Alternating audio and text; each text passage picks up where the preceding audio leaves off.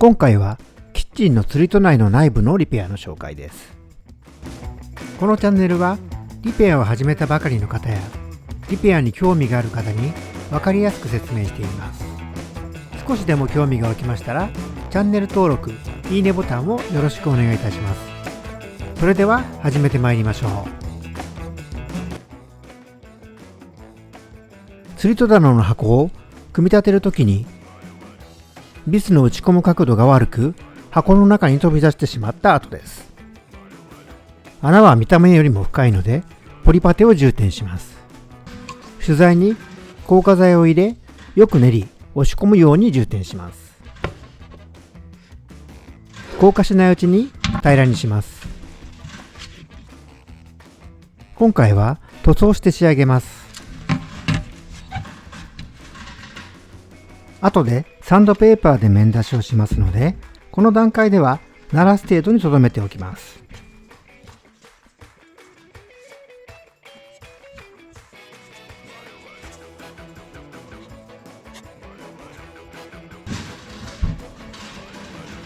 こういった時にオルファーの別立ちを使っていますが、本来これは革などを切断するときに使うもののようです。自分は刃の硬さが気に入って、これをスクレーパーやヘラ代わりにと自分流に使っています。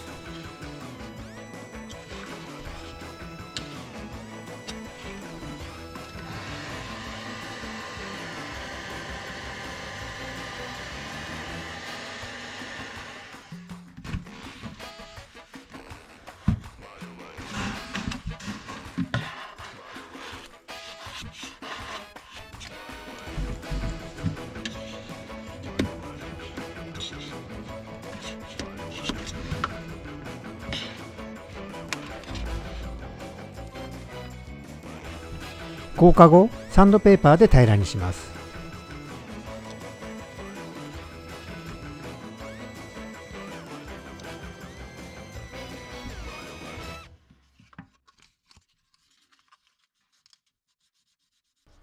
入れ墨の部分にカッターを入れて溝を再現します。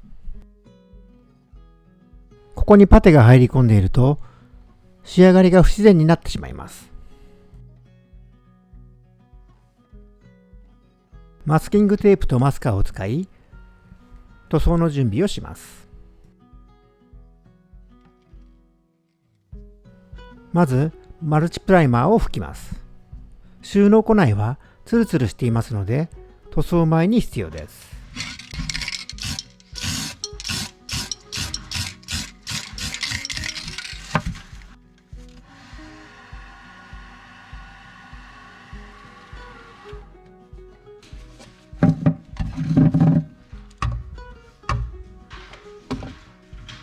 アイカのカラーシステムの KT6200G を拭きます。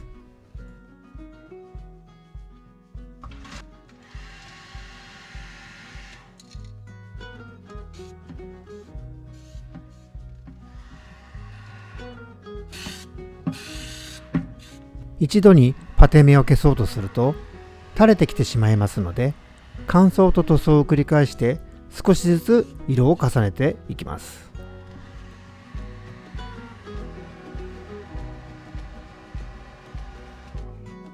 補修するときには外せるものは外しておきます。作業がしやすい状態にしてから始めます。今回はビスキャップと棚板を外してから始めました。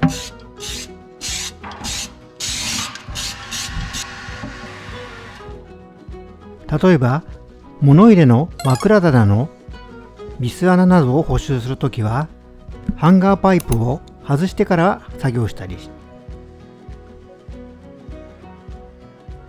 下駄箱は扉を外したり補修後に取り付けたりします。少しのことですが作業スピードが格段と速くなります。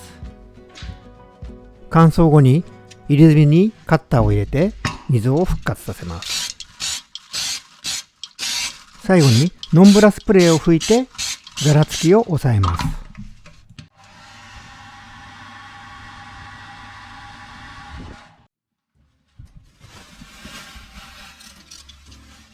マスキングテープと塗装の際にカッターを入れます。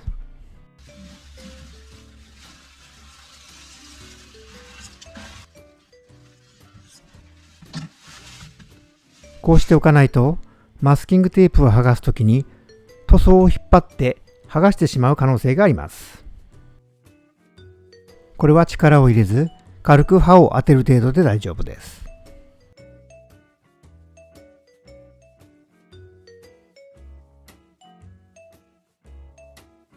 こちらで完成です。